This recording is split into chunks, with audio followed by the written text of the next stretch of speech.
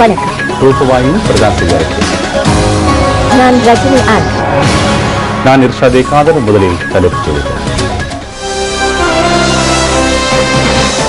Geneva மனித உரிமைகள் சபை கூட்டத்தில் இலங்கைக்கு எதிராக வாக்களித்ததன் மூலம் இந்தியா பெரும் தவறு இழைத்திருப்பதாக இந்திய முன்னாள் வெளிவிவகார செயலாளர் கன்வால் ஷிஃபால் தெரிவிப்பு. தென்னிந்தியாவில் உள்ள LTTE ஆதரவு குழுக்கள் இலங்கைக்கு அவப்பெயரை ஏற்படுத்தும் வகையில் போலி புகைப்படங்களை பயன்படுத்தியுள்ளமை பற்றி NDTV செய்தி சேவை விசேட விசாரணைகளை ஆரம்பித்திருப்பதாக அறிவிப்பு. தேசத்துக்கு மகுடம் தேசிய கண்காட்சி மூலம் பல புதிய விடயங்களை அறிந்து கொண்டதாக மாணவர்களும் பொதுமக்களும் தெரிவிப்பு. திருகோணமலை அருள்மிகு ஸ்ரீ பத்ரகாளியம்மன் கோயில் தேர் திருவிழாவில் லட்சக்கணக்கான பக்தர்கள் பங்கேற்பு.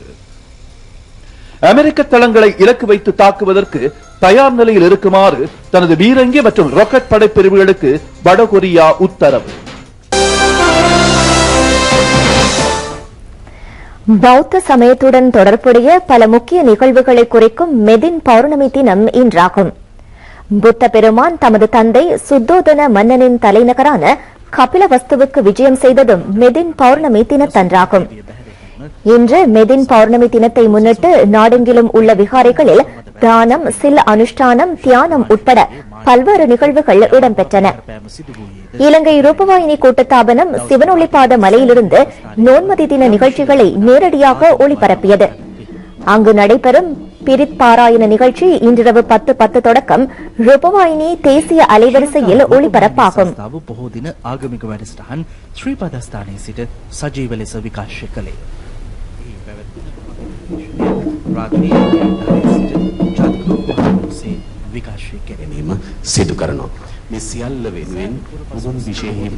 பௌர்ணமி தினந்தோறும் அலரி மாளிகையில் இடம்பெறும் தர்ம சொற்பொழிவு இன்றும் நடைபெற்றது.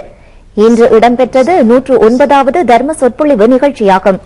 கொழும்பு கங்காராம ஸ்ரீ ஞானேஸ்வர பிரிவினாதிபதி ராஜகீய பண்டித சங்கைக்குரிய தந்திரி முல்லே சரணதேரர் இன்று தர்ம சொற்பொழிவு நிகழ்த்தினார்.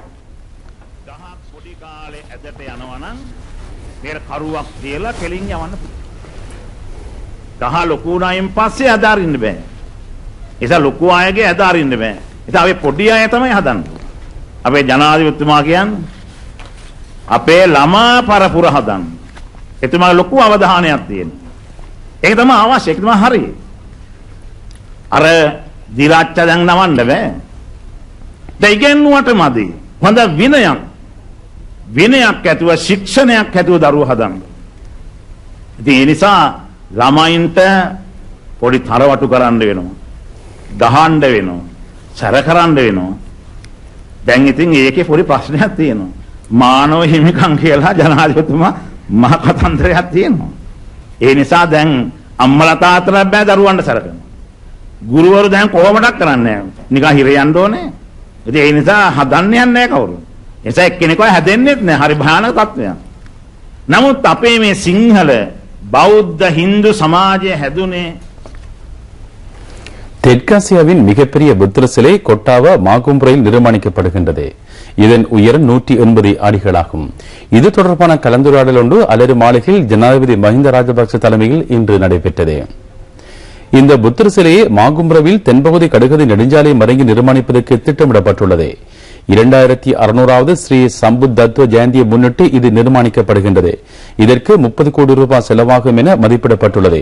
இதன் பொருட்டு பொது நம்பிக்கை பொறுப்பாளரின் கீழ் நிதியொன்றை ஆரம்பிக்குமாறு ஜனாதிபதி ஆலோசனை வழங்கினார்.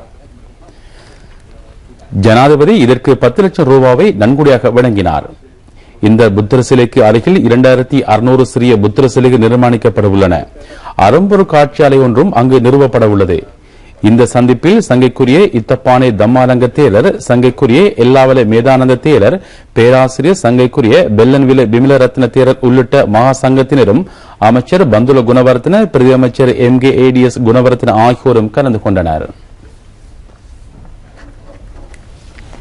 திருகோணமலை ஸ்ரீ பத்ரகாளி அம்மன் ஆலயத்தின் கொடியேற்ற நிகழ்வின் 10வது நாள் நிறைவை முன்னிட்டு தேர் திருவிழா சிறப்பான முறையில் நடைபெற்றது. ரவிச்சந்திர குருக்கள் தலைமையில் நடைபெற்ற இந்நிகழ்வில் சுவாமி ஊர்வலமும் இடம்பெற்றது. இந்நிகழ்விற்கு நாட்டின் பல பாகங்களில் இருந்தும் பெரும் எண்ணிக்கையிலான மக்கள் வருகை தந்திருந்தனர். ஆயிரக்கணக்கான மக்கள் தமது நேர்த்திக் கடனை நிறைவேற்றினர்.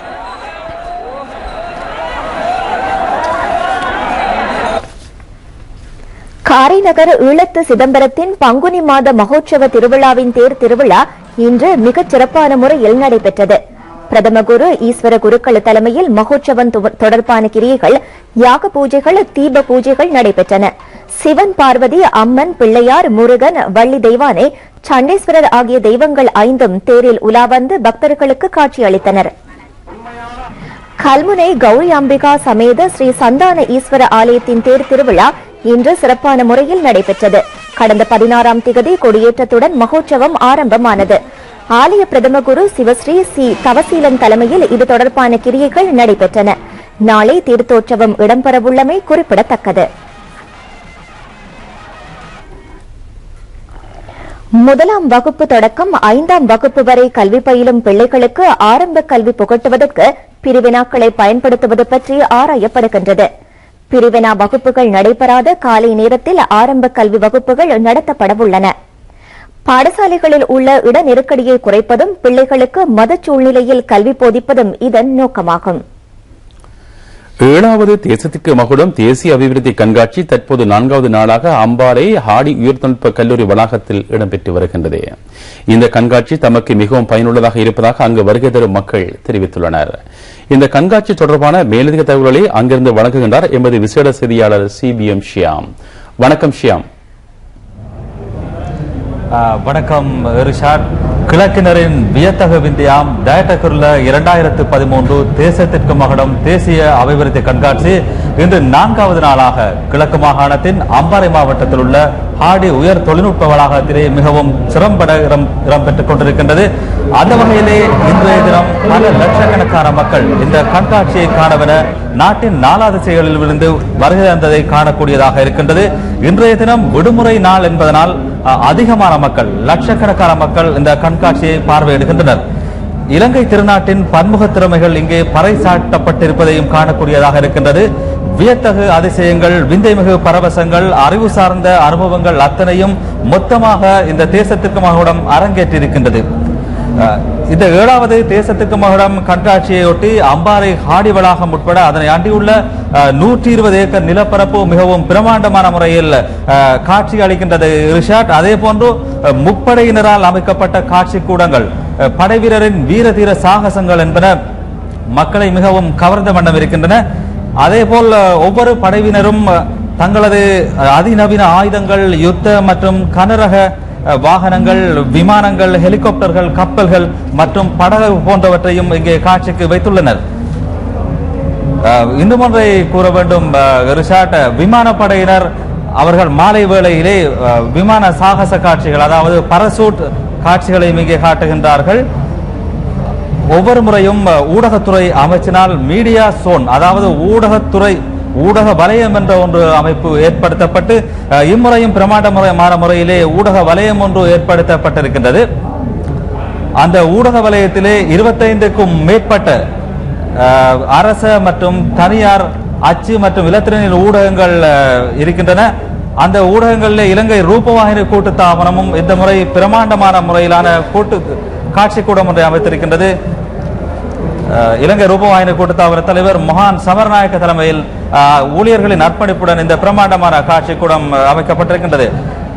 மாணவர்களுக்கு இந்த கண்காட்சியானது மிகவும் பிரயோசனமாக அமையும் என நாங்கள் நினைக்கின்றோம். ஏனென்றால் பல்வேறுபட்ட அமைச்சுக்கள், திணைக்களங்கள், கூட்டு தாபனங்கள், தனியார் நிறுவனங்களின் பிரமாண்டமாக 360 காட்சி கூடங்கள் இருக்கின்றன. இந்த காட்சி கூடங்களிலே மாணவர்களுக்கு அமைச்சுக்களினால் வழங்கப்படுகின்ற சேவைகள், மக்களுக்கு அதன் மூலம் பெறக்கூடிய பயன்கள் பற்றி இங்கே தெளிவாக விளக்கப்படுகின்றது.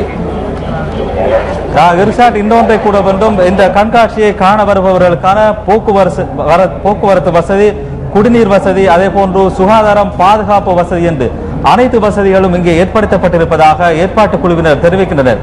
எனவே லட்சக்கணக்கான மக்கள் இன்றைய தினம் கொழும்பிலிருந்து இந்த கண்காட்சியை கண்டும் வேளையிலே நீங்களும் கூட இந்த கண்காட்சியை காண வருகவென நாங்கள் அழைத்துக் கொள்கின்றோம். ரூபவாயினின் செய்திக்காக CBM ஷியாம், அம்பாறை ஹாடி உயர் தொழில்நுட்ப வளாகத்திலிருந்து. நன்றி ஷியாம். ஹவாய் மற்றும் அமெரிக்காவின் தீவு பகுதிகள் மீது தாக்குதலை மேற்கொள்ள தயாராக இருக்குமாறு பீரங்கி, ராக்கெட் பிரிவுகளுக்கு வடகொரியா உத்தரவிட்டிருப்பதாக அறிவித்துள்ளது.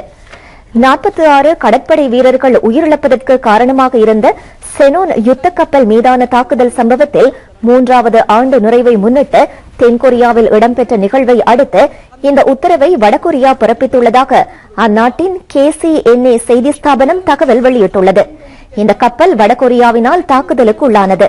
கொரிய வளைகுடா பிராந்தியத்தில் வடகொரியாவின் 3வது அணுசோதனை கடந்த பிப்ரவரி மாதம் 12ஆம் திகதி இடம்பெற்றதை தொடர்ந்து பதற்ற நிலை நிலவி வருவதாக அறிவிக்கப்பட்டுள்ளது.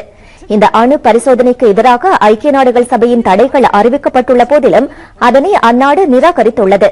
அமெரிக்காவும் தென்கொரியாவும் இணைந்து வருடாந்த ராணுவ பயிற்சிகளை தொடர்ந்து மேற்கொண்டு வருகின்றமை குறிப்பிடத்தக்கது.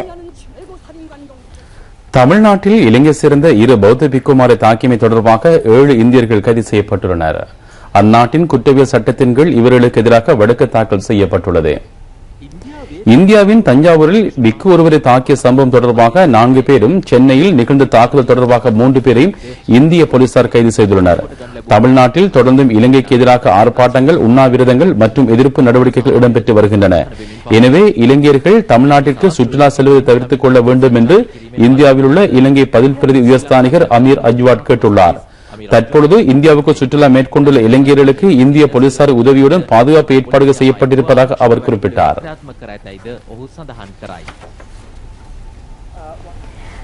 தேசத்திற்கு மகுடம் தேசிய அபிவிருத்தி கண்காட்சியை முன்னிட்டு மட்டக்களப்பு மாவட்டத்தில் 11 பிரதேச செயலாளர் பிரிவுகளில் உள்ள 710 பயனாளிகளுக்கு வீடமைப்புக்கான நிவாரண காசோலைகள் வழங்கப்பட்டுள்ளன.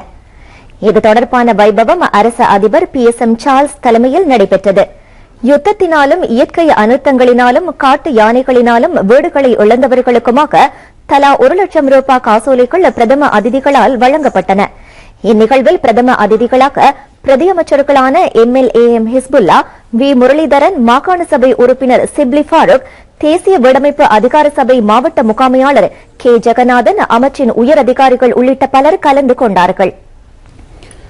தென்னிந்தியாவில் உள்ள LTT ஆதரவு குழுக்கள் இலங்கைக்கு அவப்பெயரை உண்டு பண்ணுவதற்கு போலி புகைப்படங்களை பயன்படுத்துவது பற்றி NDTV செய்தி சேவை விசேட விசாரணை ஒன்றை ஆரம்பித்துள்ளது.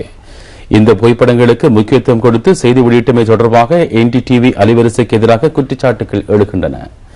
2006ஆம் ஆண்டு LTT பயங்கரவாதிகள் பஸ் வண்டி ஒன்றின் மீது நடத்திய தாக்குதலின் போது 60 பேர் உயிரிழந்தனர்.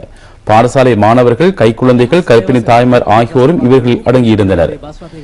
கெபிடிகுல்லாவை சேர்ந்த பிரியந்த தசநாயக்க என்பவர் இறந்த தமது பிள்ளையை கைகள் ஏந்தி அழுத வண்ணம் இந்த கொடிய பயங்கரவாதத்தை முடிவுக்கு கொண்டுவர நடவடிக்கை எடுக்குமாறு ஜனாதிபதிக்கு வேண்டுகோள் விடுத்தார். அத்தருணத்தில் எடுக்கப்பட்ட புகைப்படம் ஒன்று ராணுவ தாக்குதலால் நிகழ்ந்த கொலை என பொய்ப்பிரசாரம் செய்வதற்கு LTT ஆதரவாளர்கள் அண்மையில் முயற்சி செய்திருந்தனர். இது தொடர்பாக இலங்கை அரசாங்கம் இந்திய உயர்ஸ்தானிகர்களிடம் எதிர்ப்பை தெரிவித்துள்ளது. இதுபற்றி NDTV அலைவரிசையிடம் நாம் வினவிய போது அதன் பேச்சாளர் ஒருவர் கருத்து வெளியிடுகையில் குறிப்பிட்ட சம்பவம் தொடர்பாக தகவல்களை சேகரிப்பதிலும் அது பற்றி ஆராய்வதிலும் ஈடுபட்டிருப்பதாக தெரிவித்தார். விசாரணை முடிந்ததும் குறிப்பிட்ட பிரிவுகளுக்கு இது பற்றி விலக்கி கூறப்படும் என்றும் அவர் தெரிவித்தார். ஜெனீவா மனித உரிமைகள் சபை கூட்டத்தில் இலங்கைக்கு எதிராக வாக்களித்ததன் மூலம் இந்தியா பெரும் தவறு இழைத்துவிட்டதாக இந்தியாவின் முன்னாள் வெளிவிவகார செயலாளர் கன்வால் சிபால் தெரிவித்துள்ளார். உள்நாட்டு அரசியல் பிரச்சினையை அடிப்படையாக வைத்து அயல் நாடுகள் தொடர்பான தீர்மானங்களை எடுப்பது எந்த வகையிலும் விவேகமற்றதென்று அவர் சுட்டிக்காட்டியுள்ளார். தமிழ்நாட்டின் திராவிட முன்னேற்றக் கழகம் அல்லது LTTE ஆதரவு தமிழ் டயஸ்போராவின் அழுத்தங்களின் அடிப்படையில் இந்தியாவின் வெளிநாட்டுக் கொள்கை தீர்மானிக்கப்படுவதற்கு இடமளிப்பது நாட்டின் நற்பெயருக்கு பாதிப்பை ஏற்படுத்தும் என்று இந்தியாவின் முன்னாள் வெளிவிவகார செயலாளர் கன்வால் சிபால் தெரிவித்துள்ளார். இந்தியா ஒரு பிராந்திய வல்லரசு என்ற ரீதியில் அயல் நாடுகளின் சுயாதீனம், இறைமை ஆகியவற்றுக்கு மதிப்பளிக்க வேண்டும். ஒவ்வொரு மாநில மக்களின் கருத்துக்களின் அடிப்படையில் பிராந்தியத்தின் ஏனைய நாடுகள் தொடர்பாக தீர்மானங்கள் எடுக்கப்படுவதை இந்திய முன்னாள் வெளிவிவகார செயலாளர் கடுமையாக விமர்சித்துள்ளார். தற்பொழுது இலங்கைக்கு எதிராக பல்வேறு குற்றச்சாட்டுகளை தெரிவித்துள்ள Human Rights Watch, International Amnesty போன்ற மனித உரிமை அமைப்புகள் 1990ஆம் தசாப்த காலத்தில் ஜம்மு காஷ்மீர் பிரதேசத்தில் இந்திய ராணுவத்திற்கு அவப்பெயர் ஏற்படும் வகையில் அறிக்கைகளை விடுத்திருந்தன என்பதை இந்திய முன்னாள் வெளிவிவகார செயலாளர் நினைவுபடுத்தினார். அன்று அந்த நிறுவனங்களின் நம்பகத்தன்மைக்கு சவால் விடுத்த இந்தியா இன்று இலங்கை தொடர்பாக அந்நிறுவனங்களின் அறிக்கைகளை அங்கீகரிப்பது எவ்வாறு என்று இந்திய முன்னாள் வெளிவிவகார செயலாளர் கேள்வி எழுப்பினார். தமக்கு எதிரான நாடுகள் என கருதப்படும் நாடுகளின் சர்வதேச சட்டப்பூர்வ தன்மையை சீர்குலைக்கும் வகையில் அந்நாடுகளை இலக்கு வைத்து மனித உரிமை தீர்மானங்களை நிறைவேற்ற மேற்கு நாடுகளின் தந்திரோபாயங்களில் இந்தியா சிக்கிவிடக் கூடாது என்று இந்திய முன்னாள் வெளிவிவகார செயலாளர் கன்வால் சிபால் குறிப்பிட்டார்.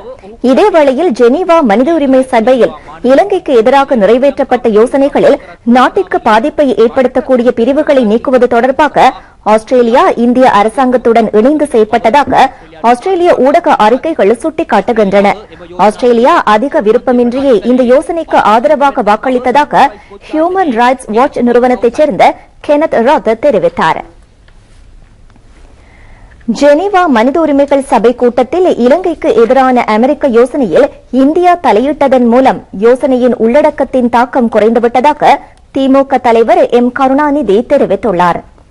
இதன் காரணமாகவே இந்தியாவின் ஆளும் கூட்டணியிலிருந்து தாம் விலகியதாக அவர் தெரிவித்தார். மனித உரிமை சபைக்கு இலங்கை சமர்ப்பித்த அறிக்கையை இந்திய அரசாங்கம் முழுமை மனதுடன் ஏற்றுக்கொண்டுள்ளது. பயங்கரவாத முடிவுக்கு கொண்டுவரப்பட்ட பின்னர் வடக்கு கிழக்கு பிரதேசங்களை கட்டியெழுப்புவதற்கு இலங்கை அரசாங்கம் எடுத்துள்ள நடவடிக்கைகளை இந்தியா பாராட்டியுள்ளது என்றும் திமுக தலைவர் தெரிவித்துள்ளார். அமெரிக்க யோசனையில் இலங்கைக்கு எதிரான பிரிவுகள் இந்தியாவின் தலையீடு காரணமாக நீக்கப்பட்டதாக அம்னஸ்டி இன்டர்நேஷனல் நிறுவனம் குற்றஞ்சாட்டியதாக கருணாநிதி குறிப்பிட்டார். இந்திய அரசாங்கம் திமுக கட்சியை காட்டிக் கொடுத்ததாகவும் கருணாநிதி தெரிவித்துள்ளார். இதேவேளை கருணாநிதி தலைமையிலான திமுக கட்சிக்கு இடையில் பிளவுகள் தீவிரமடைந்திருப்பதாக இந்திய ஊடக வட்டாரங்கள் தெரிவிக்கின்றன. நாம் வென்றெடுத்த சமாதானத்தை அழித்தொழிப்பதற்கு எல்டிடி ஆதரவு சக்திகள் சூழ்ச்சி செய்து வருவதாக அமைச்சர் விமல் வீரவன்ச தெரிவித்தார். மக்கள் இதற்கு எதிராக அணிதிரள வேண்டும் என்றும் தெரிவித்தார். வசந்த் ஜனபிம ஜனசவன வீரர் கிராமத்தை திறந்து வைத்து உரையாற்றுகையில் அவர் இதனை தெரிவித்தார்.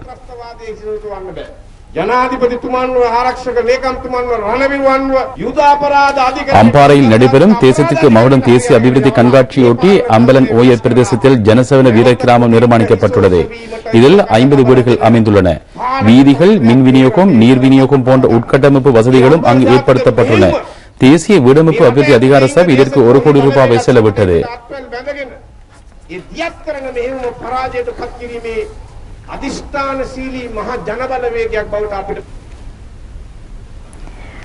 வட மாகாணத்திற்கும் ஏனைய மாகாணங்களுக்கும் இடையிலான தொடர்பினை விளையாட்டு செயற்பாடுகளின் ஊடாக மேலும் விருத்தி செய்தல் என்ற துணிப்பொருளின் கீழ் கலந்துரையாடல் ஒன்று யாழ பொது நூலக கேட்போர் கூடத்தில் இடம்பெற்றது. வடமாகாண ஆளுநர் மேஜர் ஜெனரல் ஜி ஏ சந்திரஸ்ரீ இதற்கு தலைமை தாங்கினார். வடமாகாண கல்வி அமைச்சின் செயலாளர் சி சத்யசீலன், வடமாகாண கல்வி பணிப்பாளர் வை செல்வராஜா, மாணவர் அபிவிருத்தி பிரதி கல்வி பணிப்பாளர் கே சத்யபாலன், ஆளுநரின் செயலாளர் ஈனா இளங்கோவன், வடக்கு கிழக்கு ஊவா வடமத்திய மாகாணங்களைச் சேர்ந்த அதிபர்கள், ஆசிரியர்கள், மாணவர்கள் உள்ளிட்ட பலர் இந்த கலந்துரையாடலில் கலந்து கொண்டார்கள். நிறைவாக மீண்டும் தலைப்புச் செய்திகள்.